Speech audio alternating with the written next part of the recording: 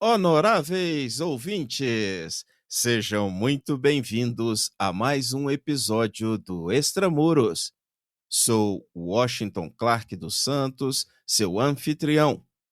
No conteúdo de hoje, concluo a conversa com Luiz Fernando Batistella, autor do livro Contra a Inteligência 4.0, Os Caminhos da Atividade de Inteligência para a Segurança Corporativa. E, de acordo com o informado no episódio anterior, pontuando os aspectos técnicos e práticos presentes no livro, comandante, como a inteligência de negócios pode ajudar as organizações a adaptarem-se às mudanças rápidas no cenário global e às novas ameaças emergentes. Eu costumo usar uma frase da qual eu desconheço o seu autor, mas que muito me chama a atenção. Abre aspas. Se a sua organização, se a sua empresa não está preocupada com a geopolítica de algum ator está interessada na sua organização. Fecha aspas. Na minha singela opinião, em se tratando de inteligência de negócios, eu entendo que é fundamental que as empresas, independente de seu porte, tenham alguma capacidade de desenvolver atividades de inteligência de negócio. Diante de um cenário, de um contexto internacional e global, de constantes ocorrências que podem determinar fatores de influência que interfiram nos destinos da empresa, pelo lado positivo, não só para a geração de boas oportunidades de negócio, se a empresa estiver atenta a essas oportunidades, mas também de intercorrências que podem colocar em risco a continuidade do negócio. Eu entendo que bons profissionais da inteligência de negócios podem contribuir muito para as empresas, para integrar de alguma maneira essas camadas de assessoria no processo decisório dentro da organização. Como os conceitos de inteligência e espionagem são relevantes para indivíduos e organizações fora do campo da segurança nacional, e qual a relevância do entendimento dessa distinção em um mundo interconectado e globalizado? Eu acredito que entender a distinção entre os conceitos de inteligência, contra-inteligência e de espionagem seja bastante relevante para indivíduos e organizações. Ainda mais nos dias de hoje, em um mundo super, hiper conectado e globalizado. Como eu menciono no livro, a inteligência não é sinônimo de investigação, e muito menos sinônimo da prática delituosa de espionagem. E também com a plena validade disso para o meio corporativo. Por sua vez, uma das principais ações da contra-inteligência é justamente a própria contra-espionagem, né? Como sendo o outro lado da moeda. Então, a espionagem clássica, por sua vez, que se traduz na utilização de técnicas operacionais para a obtenção de um dado, de uma informação e de um objeto que está protegido pelo seu detentor, se caracteriza, obviamente, por ações que transpassam a moralidade, entram no limite da imoralidade e se caracterizam por um delito. Então, isso tem que estar sempre bem claro, isso tem que estar sempre bem pautado. Se um Estado vai fazer uso dessas práticas para obter dados que sejam do seu interesse, então é uma responsabilidade que o Estado está assumindo. Quando a CIA conduz operações que são ditas encobertas, porque ela precisa de um determinado dado, isso está respaldado de acordo com os princípios que as normas dos Estados Unidos prevêem para a operação dos agentes de campo da CIA. Eu espero que a sedimentação desses conceitos auxilie as empresas a lidarem com duas questões: as suas vulnerabilidades internas, que são aquelas provocadas por pessoas que já se encontram dentro da organização, e bem como as empresas a enfrentarem as ameaças dos outsiders, que se valem dos recursos os mais variados possíveis, como a sedução, porque isso depois vai servir de moeda de chantagem contra essa pessoa. Para dar exemplos do que está acontecendo, tivemos, né, com a presença de nacionais russos do Brasil se fazendo passar por brasileiros, tanto nos Estados Unidos e depois como para o ingresso no Tribunal Penal Internacional na Holanda. E agora, mais recentemente ainda, um outro cidadão russo com cobertura diplomática que tentou recrutar brasileiros para atender de alguma forma interesses da inteligência russa. Eu vou mais além, a gente tem um caso no Brasil que merece atenção. Esse caso atinge aí uma cifra da ordem de 15 bilhões de reais e é um caso de disputa entre a Eldorado Celulose, entre as empresas JIF, né, brasileira, e uma multinacional estrangeira, aqui, a Paper Excellence.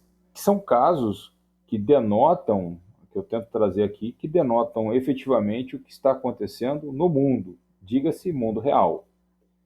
Então eu espero que com essas minhas observações eu consiga ajudar o mundo corporativo brasileiro a melhor se preparar para uma realidade que já bateu a porta. Como a contra-inteligência pode contribuir para a proteção da propriedade intelectual e dos segredos comerciais das corporações? Eu diria que de forma absolutamente efetiva, a contra-inteligência pode e deve contribuir para a proteção da propriedade intelectual e de segredos comerciais. É uma obrigação. E é justamente a contra-inteligência que deve apoiar as empresas nessa proteção de seus ativos, sejam eles tangíveis ou intangíveis. Essa relação ela é direta, no meu ponto de vista. Essa é a missão de um profissional de contra-inteligência dentro de uma corporação, ou seja, a de ajudar as equipes de segurança a se protegerem contra a ação de uma inteligência diversa ou de atores antagônicos que se valem de recursos inescrupulosos para a obtenção de uma determinada propriedade intelectual e de segredos comerciais alheios.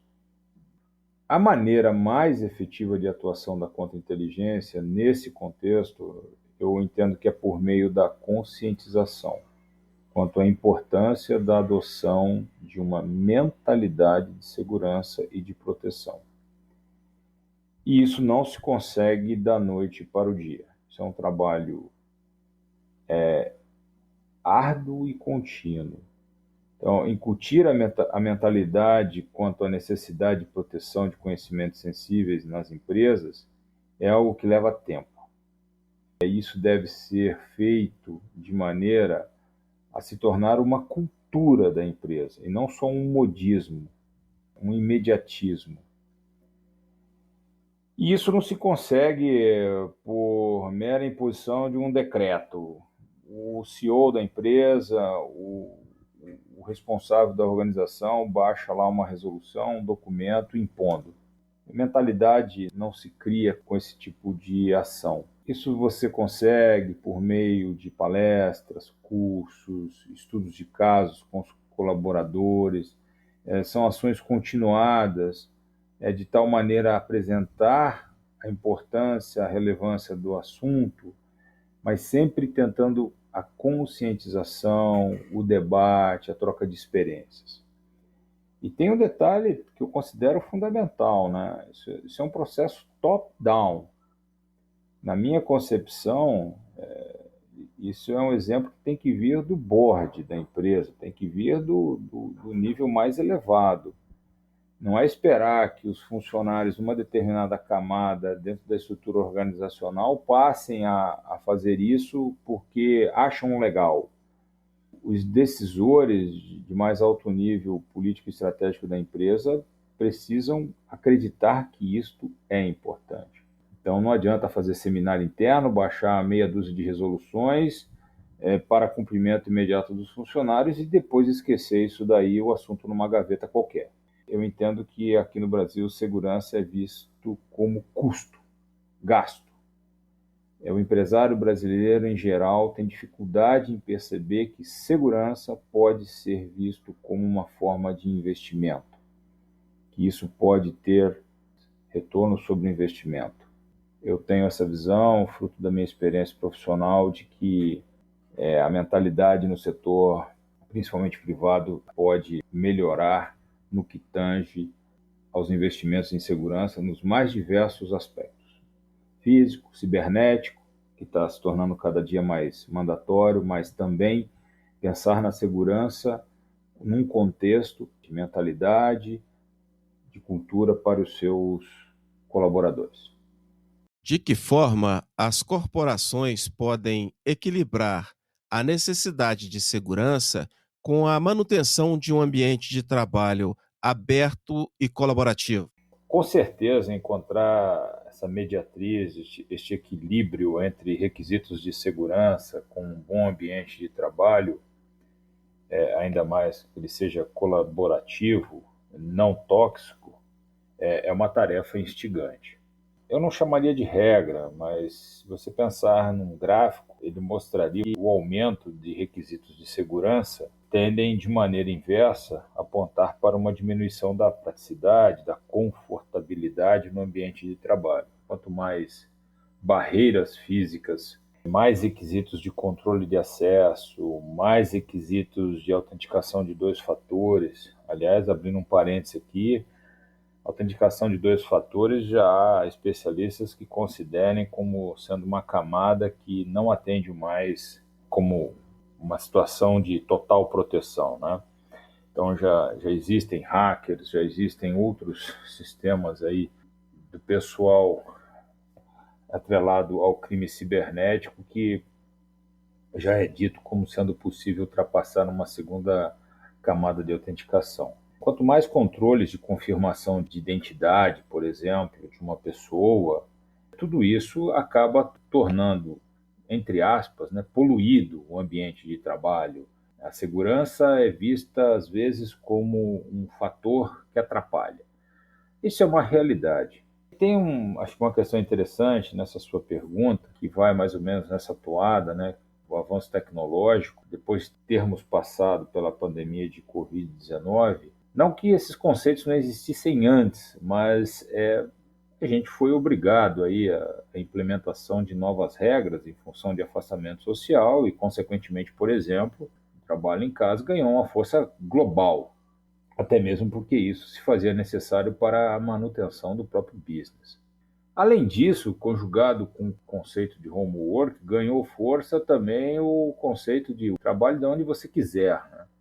Ou seja, você pega o seu laptop de qualquer cafeteria, em qualquer canto do mundo, você se loga em um sistema corporativo, efetua uma videochamada e faz uma reunião de trabalho.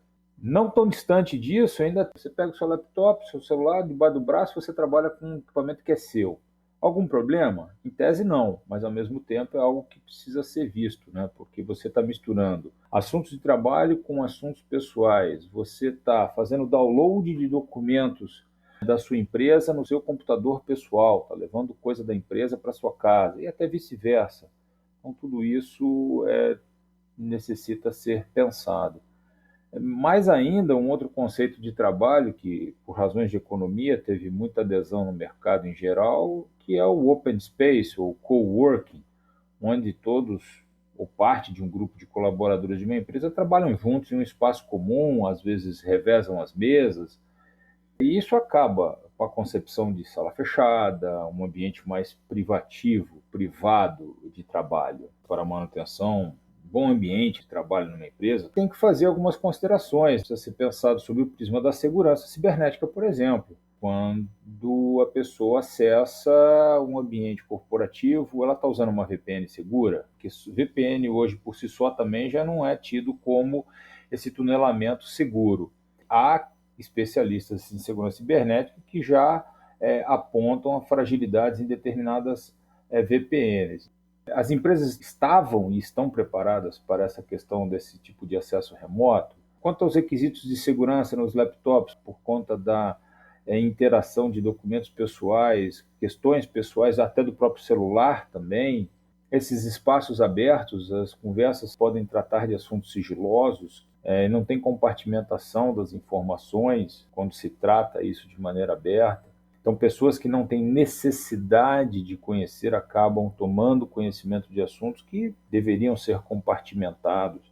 Então, essas questões de segurança, obviamente, sob a ótica de um gestor de segurança, essas práticas necessitam passar por uma reflexão, por uma análise, para que haja alguma garantia de que as informações da empresa, mesmo que não tenham sigilo, elas não se tornem públicas. A cultura da empresa deve, de alguma maneira, mostrar para os seus funcionários que não é tudo que acontece dentro da empresa, mesmo que aquilo não tenha lá um carimbo desses top secret, confidential, mas isso não é para sair pelas paredes, pelas portas, janelas, pelas fotografias, pelas postagens nas redes sociais. Mais adiante, tem um detalhe importante que o mercado brasileiro precisa amadurecer. Essa é uma questão delicada que eu vou abordar. As pessoas precisam entender que passar por um background check não é nenhuma afronta à sua dignidade. Isso não é ofensa e nem desconfiança. Estamos falando de um mundo hoje que literalmente está na palma de uma mão. Né? Com o celular hoje, você tem o mundo na palma da mão. As pessoas precisam entender que coletar as informações ao meu respeito, eu, Luiz Fernando Batistella, tenho minhas informações aí que estão em redes sociais, para quem pesquisar, quem sou eu. Isso não é uma afronta. Essas informações estão lá, dá um Google lá, vai aparecer. Isso é uma realidade do mundo de hoje. Então, fazer background check deve ser encarado como uma rotina de segurança. Assessorar sobre essas necessidades de incremento de rotinas de segurança não é tão fácil, porque novos procedimentos de segurança vão causar incômodo e vão mexer numa zona de conforto. Tudo está atrelado à mentalidade, cultura. Eu diria que a chave para o sucesso, para se implementar rotinas de segurança, ela está na habilidade, no tato, e de apresentar essas ideias para uma equipe de maneira natural. E com isso você conseguir criar um ambiente colaborativo fugindo do ambiente tóxico. Isso tem que ser pensado, você tem que mostrar essa concepção de necessidade para observação desses detalhes sobre segurança, de tal maneira a fazer com que o colaborador reflita, né? Eu não vou deixar documentos sobre a mesa, porque outras pessoas podem ter acesso. Eu vou tomar mais cuidado com o descarte do meu lixo físico e até mesmo com o lixo digital, né? De se prevenir contra ataques phishing, de não se deixar levar por abordagens suspeitas em eventos, congressos. Meu caro, seguindo para o final de nossa conversa, agradeço imensamente pelo compartilhamento de teus conhecimentos e deixo este canal para suas considerações finais.